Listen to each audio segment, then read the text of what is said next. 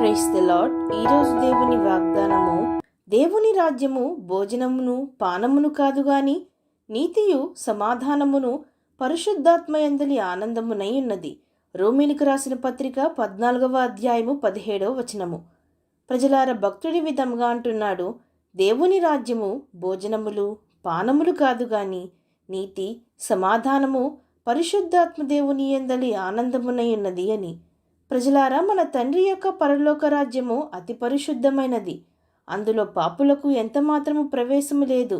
ఏ మరకైనను ఏ మచ్చైనను మనలో ఉండక మనము దేవుని చేత నిష్కలంకులుగా నిందారహితులుగా పరిశుద్ధులుగా ప్రేమ కలిగిన వారంగా, అనగా ఈ లోకపు యొక్క స్వార్థపూరితమైన ప్రేమలు కాదు గాని మన ప్రభువైన యేసుక్రీస్తు యొక్క పరిశుద్ధమైన ప్రేమను మనము కలిగి ఉండి దేవుని చేత రక్షింపబడి ఆయన రక్తంలో కడగబడితేనే పరలోక రాజ్యమునకు అర్హులమవుదుము. ప్రజలారా, అందుకు మనకు కావాల్సినది దేవునితో అనుదినము సహవాసము. కానీ ఈ దినములలో, ఈ మాయాలోకంలో, ఈ అంత్యదినములలో, ఈ యొక్క ప్రయాస దినములలో మనము మన జీవితమునకు ఎంతో ముఖ్యమైన దేవునితో సహవాసము కోల్పోవచ్చున్నాము. అలాగుననే ఆయన యొక్క మార్గములలో అనుసరించి నడుచుట కూడా క్రమక్రమముగా తగ్గిపోవచ్చున్నది.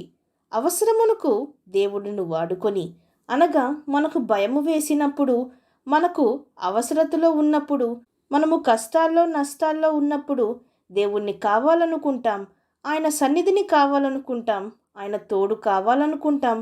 కానీ మన జీవితంలో అన్నీ సమృద్ధిగా ఉన్నప్పుడు, ఏ కొరత లేనప్పుడు, ఏ కష్టము ఏ నష్టము ఏ గొడవ లేనప్పుడు మాత్రము దేవుడు వద్దు మనకు. తినుచు త్రాగుచు సంతోషించుచు ఇంకా లోకంలో ఎదుగుటకు ఎన్నో ప్రయాసలు పడుతాము తప్ప దేవుడు ఆ సమయమునకు గుర్తురాడు. కనీసము ఇన్ని కష్టాల్లో ఉన్న నన్ను దేవుడు లేపి నాకు ఈ సంతోషాన్ని ఇచ్చాడే అన్న కృతజ్ఞత భావము కూడా మనలో ఉండదు. అలాగుననే ఎల్లప్పుడూ లోకపు పనుల్లో మునిగిపోతున్నాం. జాగ్రత్తగా మీరే గమనించుడి. మనుషుని సమయమును దేవునితో గడపనీయకుండా ఎన్నో ఆటంకములు, ఎన్నో పరికరాలు, కేవలము మనుషులు సొంత కుటుంబీకులతో కూడా గడపలేని స్థితి, ఇవన్నీ సాతాను క్రియలే. ఇలా మరమనుషుల వలె జీవించి పరలోక రాజ్యమునకు ఎలా చేరుదుము? దేవుని రాజ్యము ఈ లోకము వలె భోజనములు పానములు సంపాదనలు పేరు ప్రతిష్టలు పోటీలు వలె కాదు గాని నీతియు సమాధానము పరిశుద్ధత శాంతి, అలాగుననే దేవునితో పరమతండ్రితో నిత్య జీవితము నిత్య ఆనందము.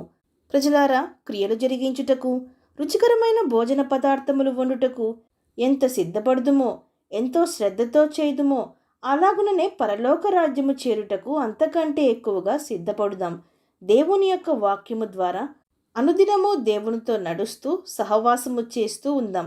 సమయమును వృధాపరచగా సద్వినియోగపరుచుకుందాం.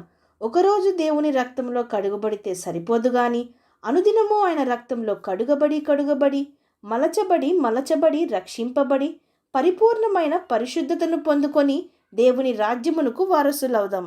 విశ్వసించిన వారు నాతో పాటు ప్రార్థనలో ఏకీభవించండి. ప్రార్థన.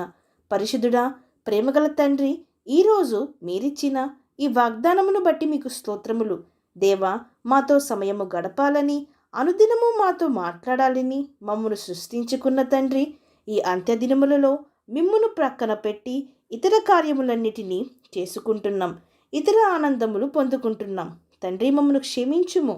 దేవా, మీతో సహవాసము కోల్పోయేవారంగా కాక, మీ సన్నిధిని పోగొట్టుకునేవారంగా కాక, మీరిచ్చిన కృపను వృధాపరుచుకునేవారంగా కాక, మీకు దూరమయ్యి భ్రష్టులయ్యే వారంగా కాక, దేవా, మరలా మమ్మును అంటుకట్టుము.